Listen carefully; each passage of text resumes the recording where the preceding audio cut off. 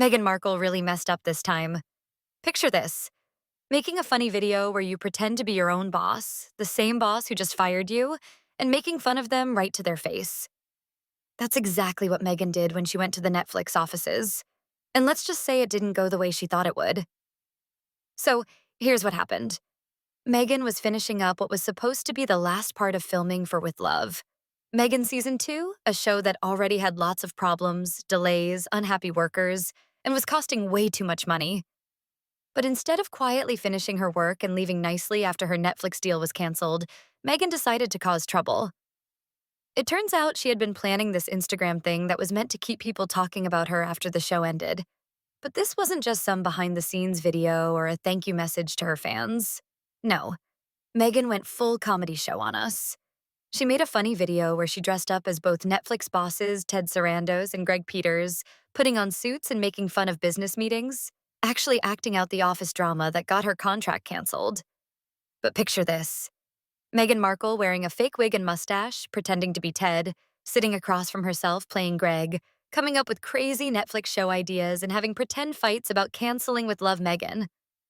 The joke always made her look like the good guy and Netflix look like the bad guys.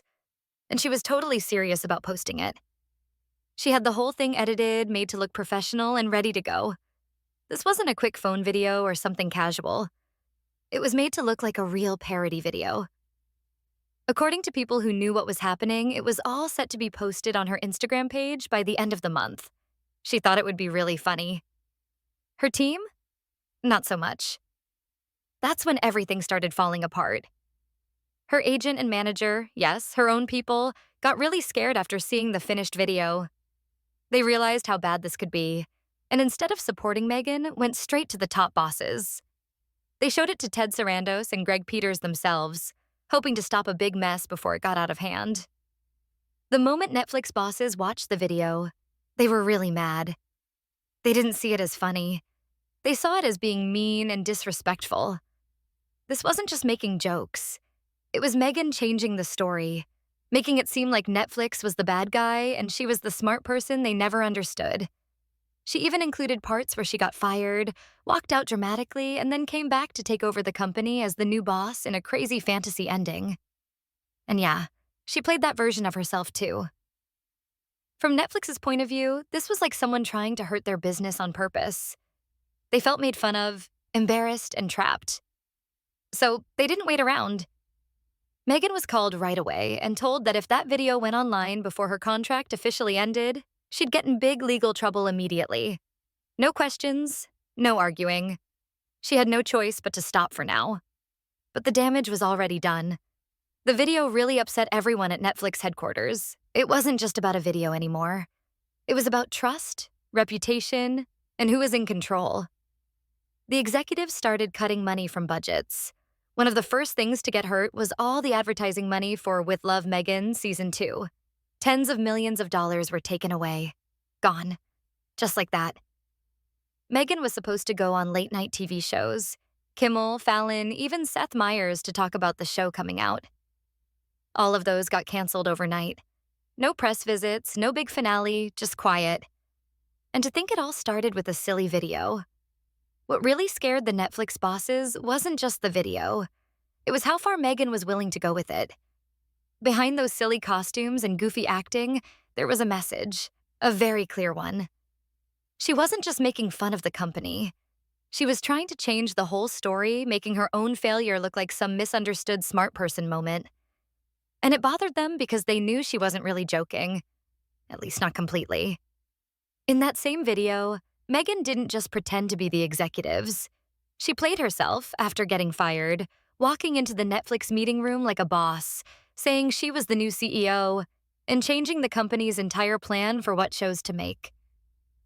At one point, she joked about canceling every show that wasn't hers, making fun of popular series as boring Netflix junk.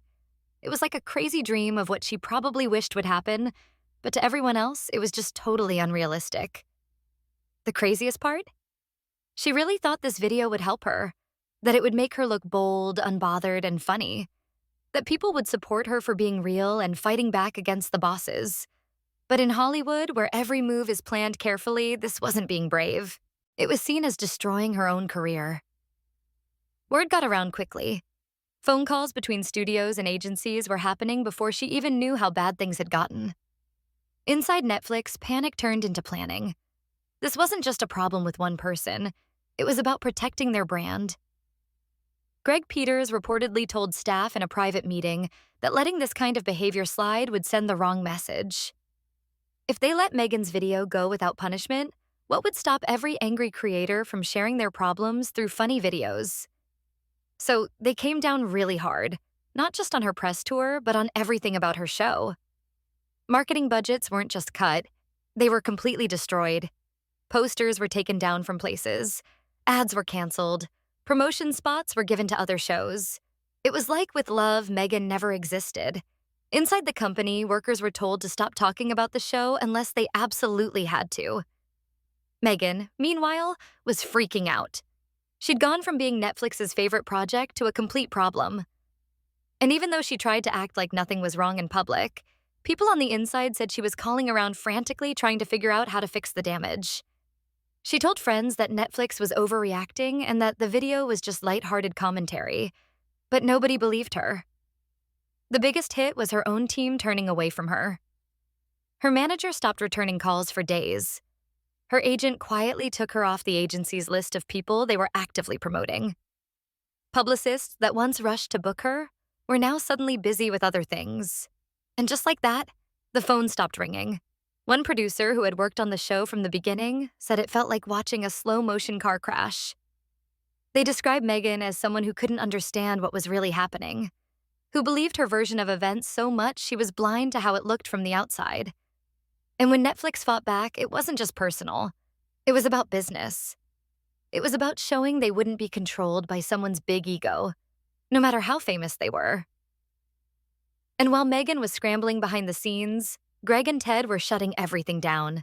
Every appearance, every panel, every interview connected to her name was being cut from the schedule. They weren't taking any more chances. Meghan had become unpredictable, and Netflix wasn't interested in playing risky games. But Meghan wasn't finished. If anything, the pushback only made her more determined. She started making plans to post the video anyway after her contract ended. Meghan's plan now was simple. Wait until time ran out, then drop the video like a digital bomb. She figured once her contract officially ended, Netflix would lose any legal power to stop her. And technically, she wasn't wrong. But she didn't realize how fast the industry could slam doors when it feels betrayed. Behind the scenes, she was already setting things up. Contacts were being called. She reached out to a couple of independent producers looking for someone to help make the video bigger when it went live. She even suggested the idea of turning the parody into a full mini-series for Instagram, making fun of not just Netflix, but all of Hollywood. She thought it would be edgy, viral, disruptive. Everyone else thought it sounded like a breakdown happening in slow motion. The reaction from the industry was quick and cold. Streaming platforms, already worried about controversy, began staying away from her name. Talent agencies put out quiet warnings to their clients. No working together, no supporting her. Meghan had gone from being a difficult client to a complete risk. One executive bluntly called her uninsurable. Even talk show hosts who'd once welcomed her were rethinking everything. Jimmy Kimmel's team, who had prepared a light segment featuring clips from With Love, Meghan, threw it away completely. The Fallon booking? Gone. Seth Meyers had a tentative sit-down on the calendar that disappeared without explanation. No one wanted to be the show that gave her a platform to make the situation worse. But Meghan wasn't backing down. She leaned harder into her online presence. Her team began teasing vague statements about creative freedom and the importance of making fun of things in media. A few mysterious Instagram stories started popping up. Her face half-lit set to dramatic music. Her phrases like, "The truth always finds the light," and "You can silence a contract, not a voice." It was the kind of build-up you'd expect before a controversial documentary dropped. Meanwhile, the backlash was affecting more than just her career. People working on With Love, Meghan started losing jobs. Some were quietly let go as the marketing budget disappeared. Others had after-production jobs canceled in the middle of their contracts. Editors, assistants, stylists all left hanging because the show had become toxic. One crew member said they felt burned for being too close to the fire. And it wasn't just Netflix that was done. Spotify had already separated from Meghan months before, but even that relationship started coming back up in a new way. People from the inside of the streaming platform leaked details about how Meghan had fought with producers, missed deadlines, and demanded unreasonable amounts of control over even the smallest details. People started connecting the dots. This wasn't just a Netflix problem, it was a pattern of behavior. Still, Meghan held on to the hope that the video would change the story, that once people saw her side, her version of what happened, they'd understand, maybe even feel sorry for her. But no matter how she tried to spin it, the timing couldn't have been worse. Public opinion was not very good at best. The audience she'd once carefully built with charity speeches and carefully planned podcasts now saw someone falling apart in real time. And in Hollywood, what people think is everything. By the end of August, her legal team had received a formal letter from Netflix's lawyers. No lawsuit yet, but a very clear warning that any future content that was mean to or lied about executives could be subject to court action.